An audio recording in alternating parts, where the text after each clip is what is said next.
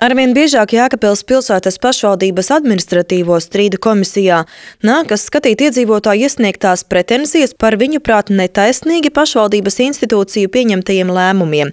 Visbiežāk dzīvokļa sadalas, kā arī maznodrošinātā vai trūcīgā statusa piešķiršanas kārtībā. Uz kārtējo domes sēdi bija ieradies arī kāds šādā situācijā nokļuvis jēkabpilietis.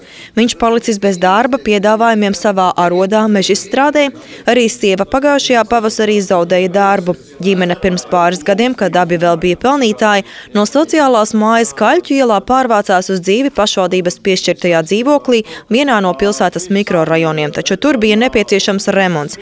Tādēļ bankā ņemts kredīts. Tagad abi ir bezdarbnieki un ienākumi viņiem niecīgi. Cilvēki nespēja apmaksāt pilnībā visus rēķinus. Naudas nepietiek norēķiniem par patērēto siltumenerģiju.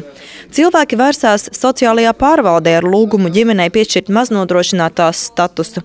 Diemžēl savulaik ņemtā kredīta dēļ, kas vēl jāmaksā gadu, viņiem statusu nepiešķir. Jēkabpils sociālās pārvaldes vadītājs Juris Tužikovs domes sēdē skaidroja, ka valsts likumdošana pagaidām šādos gadījumos nesniedz nekādas sociālās garantijas. Labklājības ministrijas speciālisti pat laban veic izmaiņas likumdošanā noteiktajos kritērijos, kādos gadījumos piešķirt trūcīgā vai maznodrošinātā statusu.